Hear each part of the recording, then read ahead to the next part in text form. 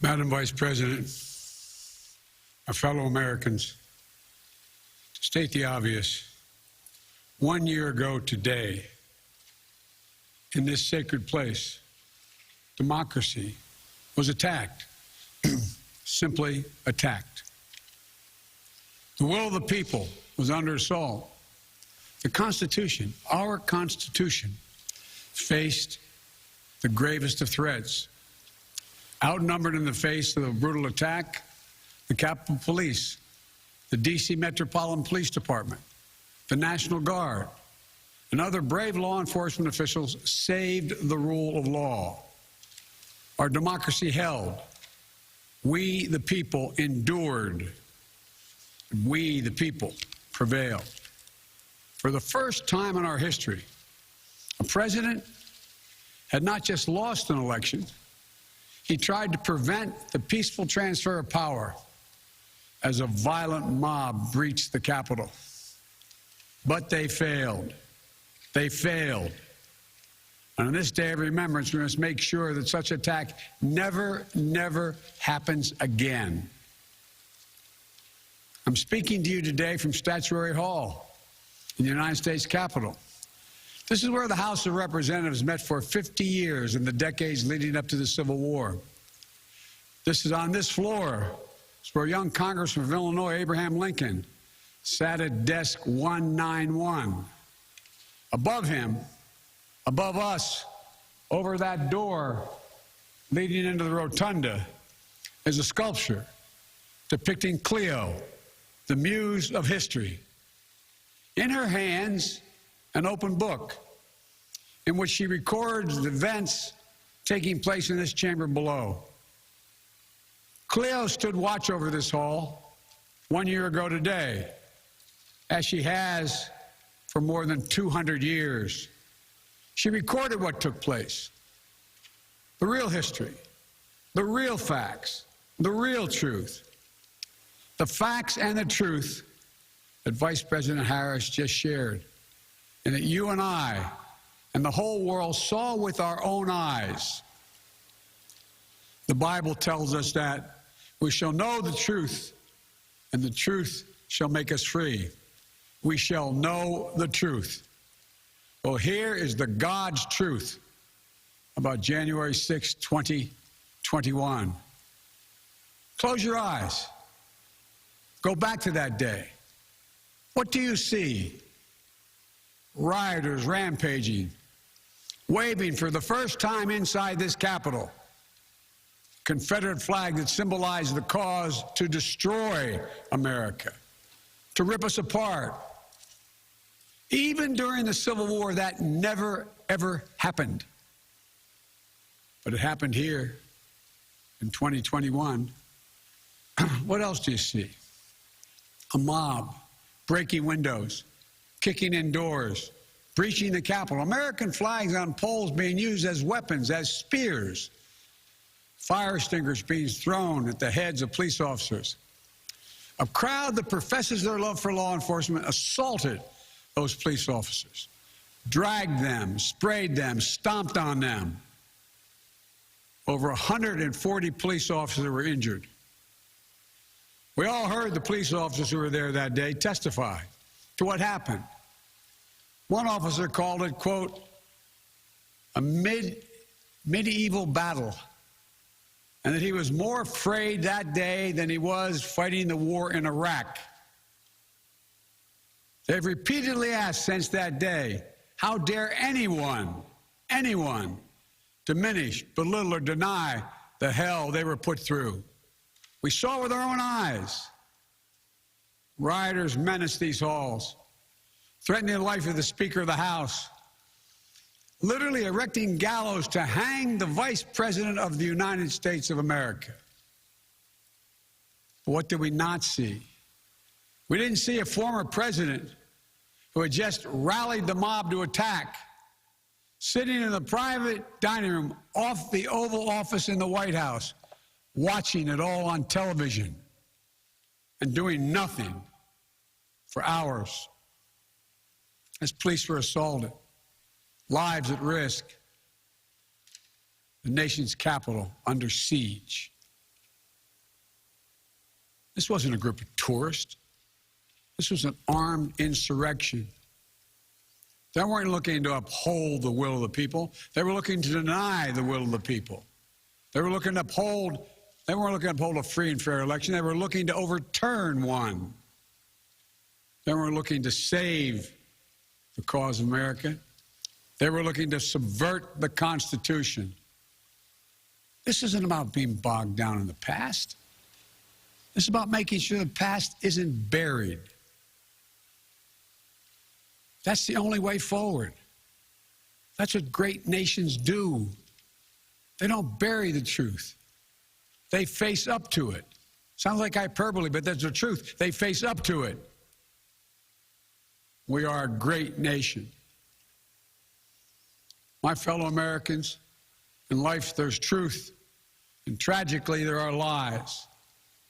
Lies conceived and spread for profit and power. We must be absolutely clear about what is true and what is a lie. And here's the truth. The former President of the United States of America has created and spread a web of lies about the 2020 election. He's done so because he values power over principle, because he sees his own interest as more important than his country's interest, than America's interest. And because his bruised ego matters more to him than our democracy or our Constitution. He can't accept he lost, even though that's what 93 United States senators, his own attorney general, his own vice president, governors and state officials in every battleground state have all said he lost. That's what 81 million of you did as you voted for a new way forward. He has done what no president in American history, the history of this country, has ever done. He refused to accept the results of an election and the will of the American people. While some courageous men and women in the Republican Party are standing against it, trying to uphold the principle of that party, too many others are transforming that party into something else. They seem no longer to want to be the party of Lincoln, Eisenhower, Reagan, the Bushes. But whatever my other disagreements are with Republicans who support the rule of law and not the rule of a single man, I will always seek to work together with them to find shared solutions where possible. Because if we have a shared belief in democracy, then anything is possible. Anything. And so at this moment, we must decide, what kind of nation are we going to be? Are we going to be a nation that accepts political violence as a norm? Are we going to be a nation where we allow partisan election officials to overturn the legally expressed will of the people? Are we going to be a nation that lives not by the light of the truth, but in the shadow of lies? We cannot allow ourselves to be that kind of nation. The way forward is to recognize the truth and to live by it. The big lie being told by the former president and many Republicans who fear his wrath is that the insurrection in this country actually took place on Election Day, November 3rd, 2020. Think about that. Is that what you thought? Is that what you thought when you voted that day? Taking part in an insurrection? Is that what you thought you were doing? Or did you think you were carrying out your highest duty as a citizen and voting? The former president's supporters are trying to rewrite history. They want you to see Election Day as the day of insurrection. And the riot that took place here on January 6th as a true expression of the will of the people. Can you think of a more twisted way to look at this country, to look at America? I cannot. Here's the truth. The election of 2020 was the greatest demonstration of democracy in the history of this country. More of you voted in that election than have ever voted in all of American history. Over 150 million Americans went to the polls and voted that day. In a pandemic, some at great risk to their lives. They should be applauded, not attacked. Right now, in state after state, new laws are being written, not to protect the vote, but to deny it. Not only to suppress the vote, but to subvert it. Not to strengthen and protect our democracy, but because the former president lost, instead of looking at the election results from 2020 and saying they need new ideas or better ideas to win more votes, the former president and his supporters have decided the only way for them to win is to suppress your vote and subvert our elections. It's wrong. It's undemocratic. And frankly, it's un-American. The second big lie being told by the former president and his supporters is that the results of the election of 2020 can't be trusted. The truth is that no election in American history has been more closely scrutinized or more carefully counted. Every legal challenge questioning the results in every court in this country that could have been made was made and was rejected. Often rejected by Republican-appointed judges, including judges appointed by the former president himself, from state courts to the United States Supreme Court. Recounts were undertaken in state after state. Georgia counted its results 3 times, with 1 recount by hand. Phony partisan audits were undertaken long after the election in several states. None changed the results. And in some of them, the irony is the margin of victory actually grew slightly. So let's speak plainly about what happened in 2020. Even before the first ballot was cast, the former president was preemptively sowing doubt about the election results. He built his lie over months. It wasn't based on any facts. He was just looking for an excuse, a pretext, to cover for the truth. He's not just a former president. He's a defeated former president. Defeated by a margin of over 7 million of your votes in a full and free and fair election. There is simply zero proof the election results are inaccurate. And in fact, in every venue where evidence had to be produced, an oath to tell the truth had to be taken, the former president failed to make his case. Just think about this. The former president and his supporters have never been able to explain how they accept as accurate the other election results that took place on November 3rd. The elections for governor, United States Senate, House of Representatives.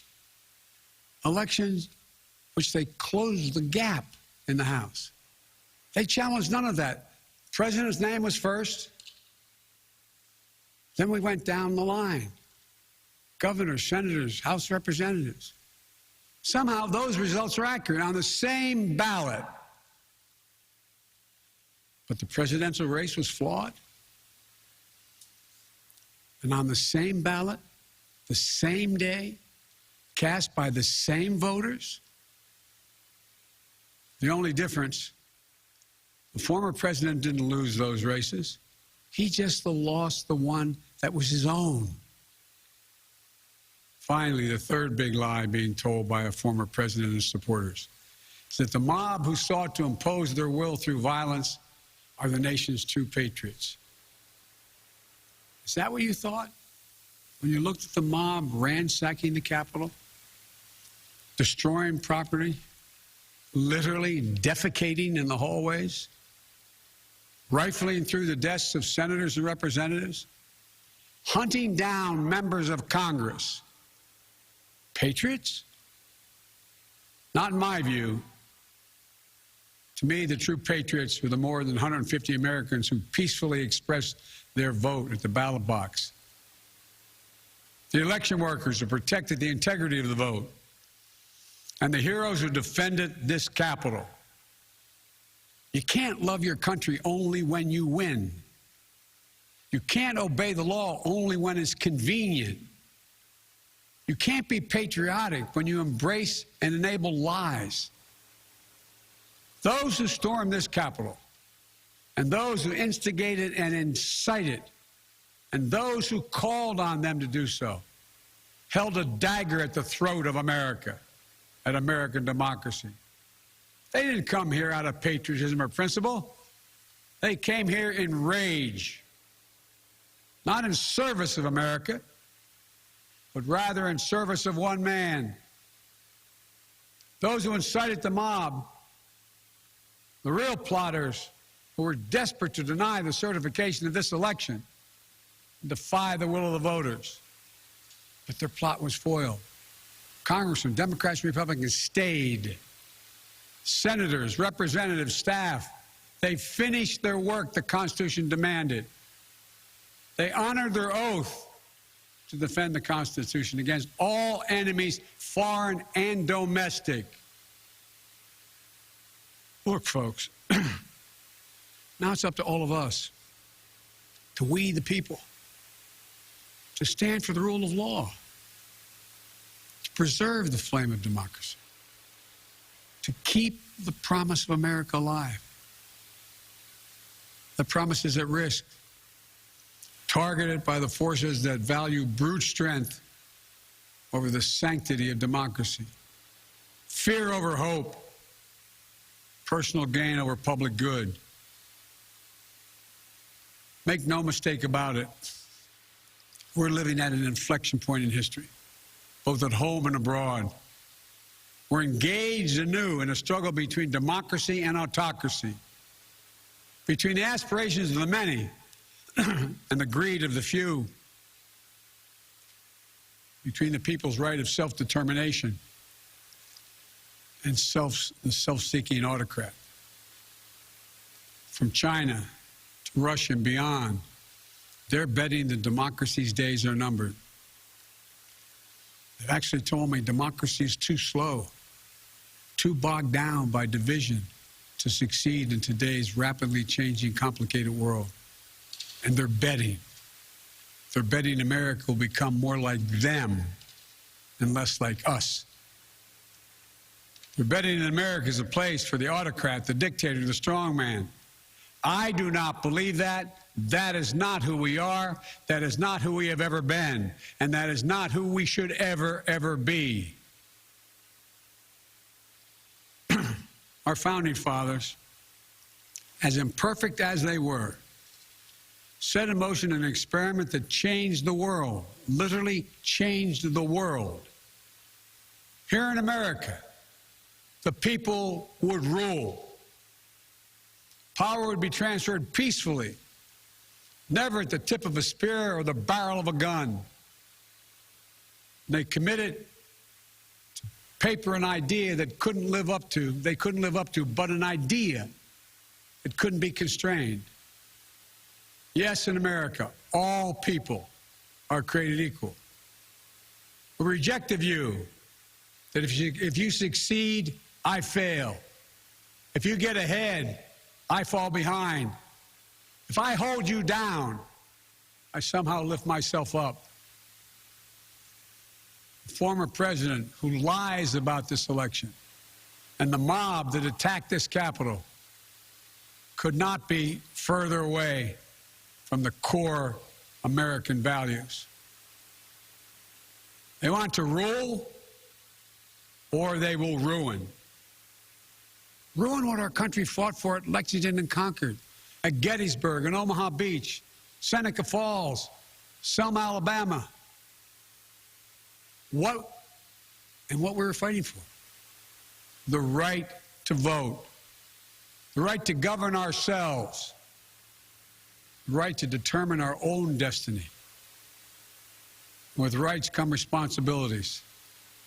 Responsibility to see each other as neighbors Maybe we disagree with that neighbor, but they're not an adversary. Responsibility to accept defeat. Then get back in the arena and try again the next time to make your case. Responsibility to see that America is an idea. An idea requires vigilant stewardship. As we stand here today, 1 year since January 6, 2021, the lies that drove the anger and madness we saw in this place, they have not abated. So we have to be firm, resolute, and unyielding in our defense of the right to vote and to have that vote counted. Some have already made the ultimate sacrifice in this sacred effort. Jill and I have mourned police officers in this Capitol Rotunda not once but twice in the wake of January 6th. Once to honor Officer Brian Sicknick, who lost his life the day after the attack, and a second time to honor Officer Billy Evans, who lost his life defending this Capitol as well. We think about the others who lost their lives and were injured, and everyone living with the trauma of that day, from those defending this Capitol, to members of Congress in both parties and their staffs, to reporters, cafeteria workers, custodial workers, and their families. Don't kid yourself. The pain and scars from that day run deep. I've said it many times, and it's no more true or real than we think about the events of January 6th. We are in a battle for the soul of America. A battle that by the grace of God and the goodness and greatness of this nation, we will win.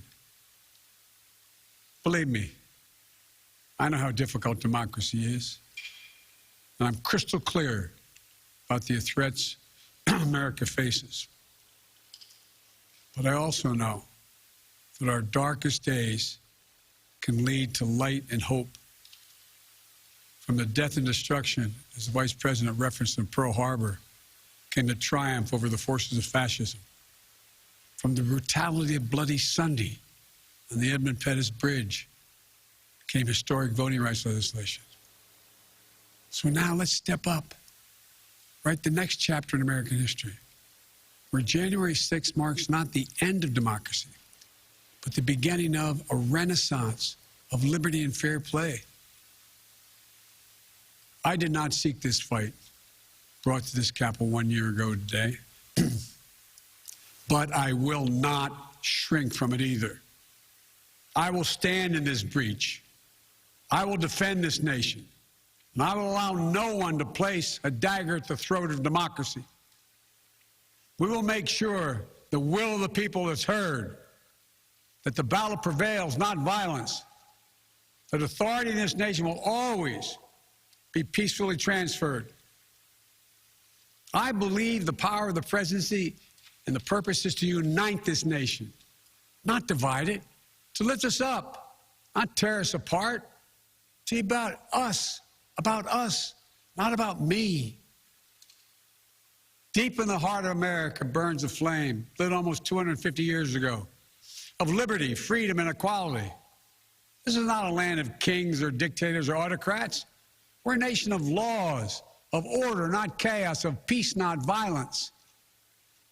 Here in America, the people rule through the ballot, and their will prevails. So let us remember, together, we're one nation, under God, indivisible.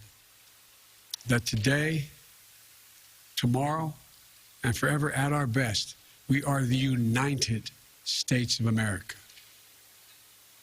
God bless you all. May God protect our troops. And may God bless those who stand watch over our democracy.